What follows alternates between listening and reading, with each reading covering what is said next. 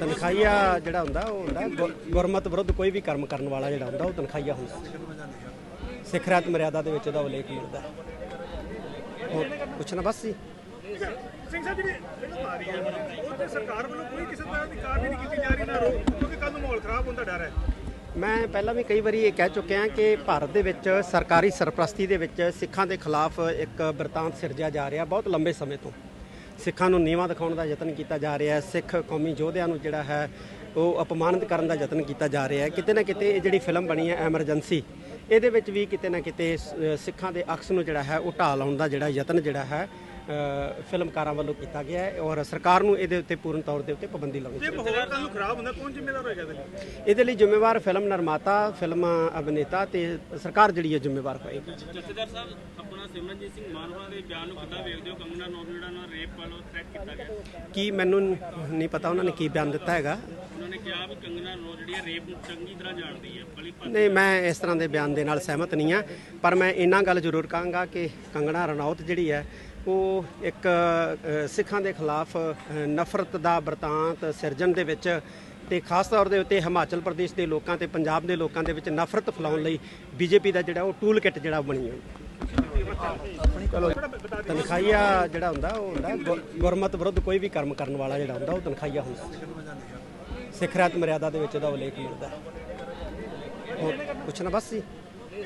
ਸਿੰਘ ਸਾਹਿਬ ਜਿਹੜੀ ਆ ਰਹੀ ਹੈ ਉਹ ਤੇ ਸਰਕਾਰ ਵੱਲੋਂ ਕੋਈ ਕਿਸੇ ਤਰ੍ਹਾਂ ਦੀ ਕਾਰਵਾਈ ਨਹੀਂ ਕੀਤੀ ਜਾ ਰਹੀ ਨਾ ਰੋਕ, ਕਿਉਂਕਿ ਕੱਲ ਨੂੰ ਮਾਹੌਲ ਖਰਾਬ ਹੋਣ ਦਾ ਡਰ ਹੈ।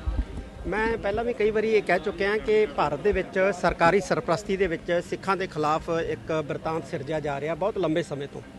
ਸਿੱਖਾਂ ਨੂੰ ਨੀਵਾਂ ਦਿਖਾਉਣ ਦਾ ਯਤਨ ਕੀਤਾ ਜਾ ਰਿਹਾ ਹੈ। ਸਿੱਖ ਕੌਮੀ ਯੋਧਿਆਂ ਨੂੰ ਜਿਹੜਾ ਹੈ ਉਹ ਅਪਮਾਨਿਤ ਕਰਨ ਦਾ ਯਤਨ ਕੀਤਾ ਜਾ ਰਿਹਾ ਹੈ। ਕਿਤੇ ਨਾ ਕਿਤੇ ਇਹ ਜਿਹੜੀ ਫਿਲਮ ਬਣੀ ਹੈ ਐਮਰਜੈਂਸੀ, ਇਹਦੇ ਵਿੱਚ ਵੀ ਕਿਤੇ ਨਾ ਕਿਤੇ ਸਿੱਖਾਂ ਦੇ ਅਕਸ ਨੂੰ ਜਿਹੜਾ ਹੈ ਉਹ ਢਾਹ ਲਾਉਣ ਦਾ ਜਿਹੜਾ ਯਤਨ ਜਿਹੜਾ ਹੈ ਫਿਲਮਕਾਰਾਂ ਵੱਲੋਂ ਕੀਤਾ ਗਿਆ ਹੈ ਔਰ ਸਰਕਾਰ ਨੂੰ ਇਹਦੇ ਉੱਤੇ ਪੂਰਨ ਤੌਰ ਦੇ ਉੱਤੇ ਪਾਬੰਦੀ ਲਾਉਣੀ ਚਾਹੀਦੀ ਹੈ। ਜੇ ਮਾਹੌਲ ਕੱਲ ਨੂੰ ਖਰਾਬ ਹੁੰਦਾ ਕੌਣ ਜ਼ਿੰਮੇਵਾਰ ਹੋਏਗਾ ਇਹਦੇ ਲਈ? ਇਹਦੇ ਲਈ ਜ਼ਿੰਮੇਵਾਰ ਫਿਲਮ ਨਿਰਮਾਤਾ, ਫਿਲਮ ਅਭਿਨੇਤਾ ਤੇ ਸਰਕਾਰ ਜਿਹੜੀ ਹੈ ਜ਼ਿੰਮੇਵਾਰ ਹੋਏਗੀ। ਜਥੇਦਾਰ ਸਾਹਿਬ, ਆਪਣਾ ਸਿਮਰਨਜੀਤ ਸਿੰਘ ਮਾਨਵਾ ਦੇ ਬਿਆਨ ਨੂੰ ਕਿੱਦਾਂ ਵੇਖਦੇ ਹੋ? ਕੰਗਨਾ ਰਣੌਤ ਜਿਹੜਾ ਨਾਲ ਰੇਪ ਵੱਲੋਂ ਥ੍ਰੈਟ ਕੀਤਾ ਗਿਆ, ਕੀ ਮੈਨੂੰ ਨਹੀਂ ਪਤਾ ਉਹਨਾਂ ਨੇ ਕੀ ਬਿਆਨ ਦਿੱਤਾ ਹੈਗਾ।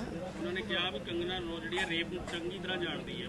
ਨਹੀਂ, ਮੈਂ ਇਸ ਤਰ੍ਹਾਂ ਦੇ ਬਿਆਨ ਦੇ ਨਾਲ ਸਹਿਮਤ ਨਹੀਂ ਹਾਂ, ਪਰ ਮੈਂ ਇੰਨਾ ਗੱਲ ਜ਼ਰੂਰ ਕਹਾਂਗਾ ਕਿ ਕੰਗਨਾ ਰਣੌਤ ਜਿਹੜੀ ਹੈ ਉਹ ਇੱਕ ਸਿੱਖਾਂ ਦੇ ਖਿਲਾਫ ਨਫ਼ਰਤ ਦਾ ਬਿਰਤਾਂਤ ਸਿਰਜਣ ਦੇ ਵਿੱਚ ਤੇ ਖਾਸ ਤੌਰ ਦੇ ਉੱਤੇ ਹਿਮਾਚਲ ਪ੍ਰਦੇਸ਼ ਦੇ ਲੋਕਾਂ ਤੇ ਪੰਜਾਬ ਦੇ ਲੋਕਾਂ ਦੇ ਵਿੱਚ ਨਫ਼ਰਤ ਫੈਲਾਉਣ ਲਈ ਬੀਜੇਪੀ ਦਾ ਜਿਹੜਾ ਉਹ ਟੂਲ ਕਿੱਟ ਜਿਹੜਾ ਬਣੀ ਹੋਈ। ਤਨਖਾਹੀਆ ਜਿਹੜਾ ਹੁੰਦਾ ਉਹ ਹੁੰਦਾ ਗੁਰਮਤ ਵਿਰੁੱਧ ਕੋਈ ਵੀ ਕਰਮ ਕਰਨ ਵਾਲਾ ਜਿਹੜਾ ਹੁੰਦਾ ਉਹ ਤਨਖਾਹੀਆ ਹੁੰਦਾ। ਸਿੱਖ ਰਹਿਤ ਮਰਿਆਦਾ ਦੇ ਵਿੱਚ ਉਹਦਾ ਉਲੇਖ ਮਿਲਦਾ। ਪੁੱਛਣਾ ਬਸ ਜੀ। ਸਿੰਘ ਸਾਹਿਬ ਜਿਹੜੀ ਆ ਰਹੀ ਹੈ ਉਹ ਤੇ ਸਰਕਾਰ ਵੱਲੋਂ ਕੋਈ ਕਿਸੇ ਤਰ੍ਹਾਂ ਦੀ ਕਾਰਵਾਈ ਨਹੀਂ ਕੀਤੀ ਜਾ ਰਹੀ ਨਾ ਰੋਕ, ਕਿਉਂਕਿ ਕੱਲ ਨੂੰ ਮਾਹੌਲ ਖਰਾਬ ਹੋਣ ਦਾ ਡਰ ਹੈ। ਮੈਂ ਪਹਿਲਾਂ ਵੀ ਕਈ ਵਾਰੀ ਇਹ ਕਹਿ ਚੁੱਕਿਆ ਕਿ ਭਾਰਤ ਦੇ ਵਿੱਚ ਸਰਕਾਰੀ ਸਰਪ੍ਰਸਤੀ ਦੇ ਵਿੱਚ ਸਿੱਖਾਂ ਦੇ ਖਿਲਾਫ ਇੱਕ ਬਿਰਤਾਂਤ ਸਿਰਜਿਆ ਜਾ ਰਿਹਾ ਬਹੁਤ ਲੰਬੇ ਸਮੇਂ ਤੋਂ।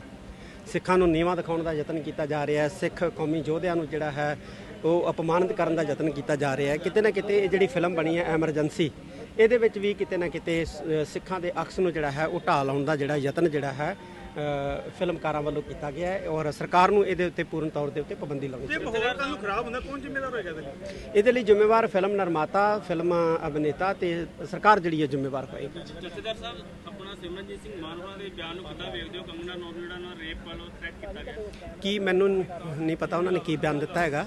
ਉਹਨਾਂ ਨੇ ਕਿਹਾ ਵੀ ਕੰਗਨਾ ਰਣੌਤ ਜਿਹੜੀ ਹੈ ਰੇਪ ਨੂੰ ਚੰਗੀ ਤਰ੍ਹਾਂ ਜਾਣਦੀ ਹੈ।